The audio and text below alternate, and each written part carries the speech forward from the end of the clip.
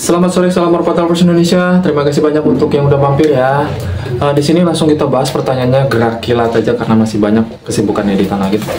Nah, di sini pembahasan kita, pertanyaan kawan kita harusnya saya udah lama ngangkat ini, cuma lupa. Di sini saya jawab, Bang, bedanya ngecor tenaga merpati sama ngambil tenaga merpati atau cari tenaga merpati itu bedanya di mana? Mungkin masih banyak di luar sana yang masih bingung tahapannya atau nggak ngerti perbedaannya. Sebetulnya masih ada masing-masing perbedaan, turun di minggu A, B, atau C gitu kan. Perbedaannya gitu sih kurang lebih. Terus proses tahap latihnya itu beda tahapan pencarian tenaga merpati, entah itu bahan atau player atau bahkan ngecor tenaga merpati. Nah, itu beda. Nah, di sini kita angkat, kita bahas, semoga bermanfaat video kita sore ini.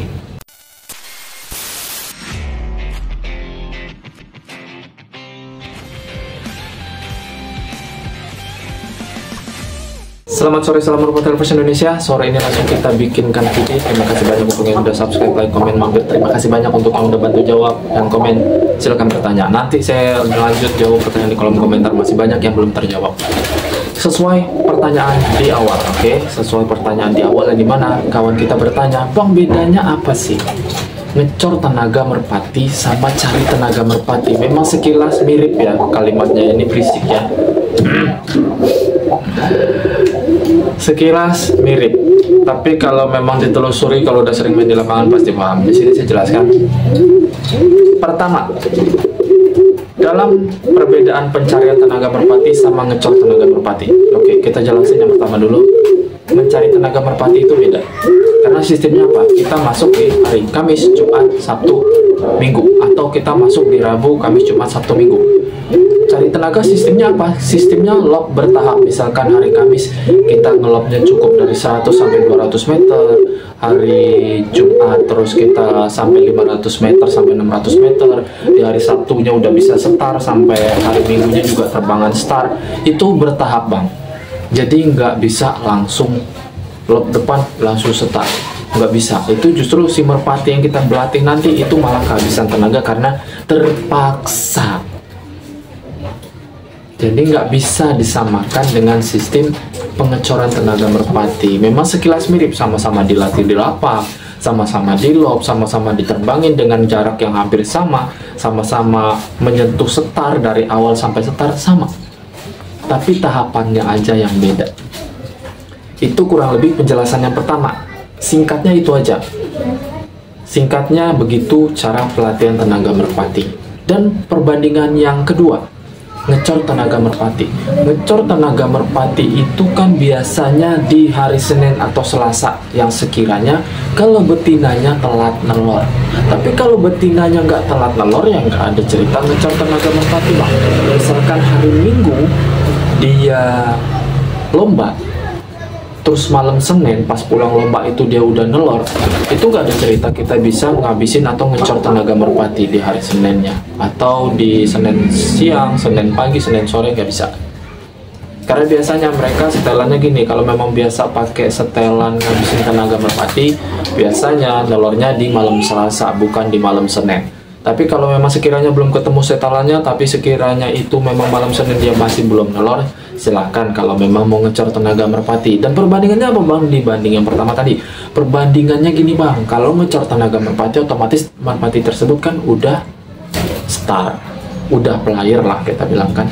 Kita ngecor tenaga merpati di hari Senin pagi, siang atau sore itu paling lob depannya cukup 5 kali kalau saya syarat aja, karena dia udah mapan, udah hatam kan sama track itu.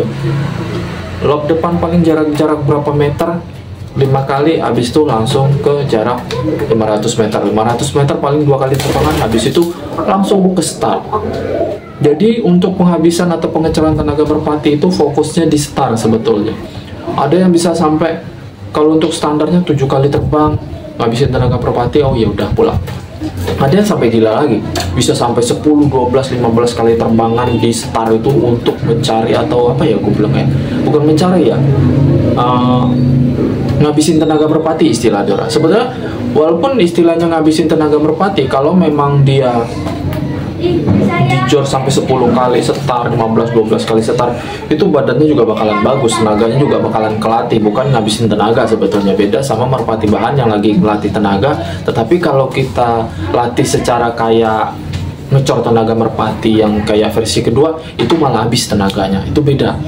Karena yang kita latih ngecor tenaga merpati ini, merpati yang sudah player, yang sekiranya udah maksimal 100% tenaganya, cuman biar enak aja gitu setelah nanti pas dia mau duduk telur, jadi badannya tetap fit. Nah, jadi tetap nggak lupa trap, tenaga semakin bertambah, istilahnya doang ngecor tenaga merpati. Cuman kan lumayan kalau 12-15 kali terbangan di start. Sedangkan lomba paling untuk lomba-lomba pinggiran paling 7 kali, 8 kali itu aja udah banyak kalau lomba-lomba pinggiran, kecuali lomba nasional. Lomba nasional pun ada jedanya kan per harinya gitu loh. Nggak mungkin langsung mulai di Minggu, biasa ada yang Jumat, ada yang Sabtu, baru mulai di finalnya Minggu, biasanya gitu. Jadi nggak semuanya bisa dilakukan pengecoran tenaga merpati atau ngecor tenaga merpati meskipun itu player. Tergantung settingannya. Kalau memang sekiranya hari Minggu betinanya udah nelor, pulang dari lomba ya nggak bisa ngecor itu, nggak bisa ngecor tenaga merpati itu istilahnya, atau nggak bisa ngecor tenaga player. Tapi kalau memang sekiranya dia belum nelor, ya silakan. Kalau memang yang berfilosofi, oh wajib ngecor tenaga merpati saat dia sebelum duduk telur, sebelum betinanya nelor, nggak apa-apa, lakukan gitu loh. Jadi sesuai keinginan sendiri, sesuai settingan sendiri. Kalau memang sekiranya itu wajar, pantas, dan dibiasakan, bahkan terbiasa untuk si merpati player yang biasa kita mainkan, biar nggak salah paham penjelasannya, detail tapi singkat. Apa kurang jelas? Kalau memang nanti kurang jelas silahkan di kolom komentar. Kalau memang ada lagi, biasanya ada pertanyaan gini, posisi lagi duduk telur bang, apa boleh merpati tersebut dikasih jamu? Ini ya bang ya, penjelasannya singkat juga, ini nggak khusus sih penjelasannya, kita bawa singkat aja. Merpati yang baru duduk telur,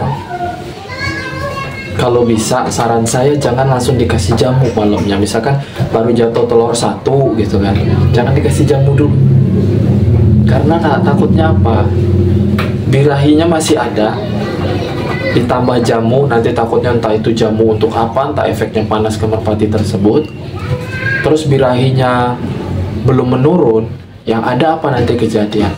Pas duduk telur, jantannya nggak mau anggrek atau nggak mau istirahat. Biasanya kalau memang udah ada birahi kayak gitu nggak turun-turun, dia tetap mukulin betinanya, ngebukurin betinanya, duduk telur cuma 1-2 menit, habis itu keluar masuk kandang, biasanya gitu. Itu umumnya. Jadi tolong perhatikan tingkah lakunya gitu loh. Itu yang saya hindari. Tapi sekiranya kalau telurnya udah jatuh 2, misalkan udah 3 hari, itu boleh sih kalau saya bilang kasih jamu, atau jamu-jamu sekedar perintil, jamu herbal untuk kelintiran ya, jamu herbal jamu herbal kelintiran untuk menjaga kesehatannya aja. Apalagi tahu sendiri kan, kenapa sih ini lidah, tahu sendiri kan kondisi cuaca sekarang, kadang hujan, kadang panas, anginnya kenceng banget. Itu yang bahaya. Bahkan kemarin itu ada satu yang lewat di kandang ini, betina juga lewat, nggak ketolong. Satunya ketolong, udah sembuh sekarang, satunya udah wassalam. Jadi itu kalau memang sekiranya untuk mengantisipasi penjelasan atau pertanyaan yang sekiranya bakal dipertanyakan. Kalau kurang jelas, silahkan di kolom komentar. Saya rasa cukup untuk VT dan video kita kali ini. Terima kasih banyak untuk Indo Mampir. Semoga sehat selalu di luar sana, dilancarkan rezekinya, amin. Salam Bang Patel First Indonesia.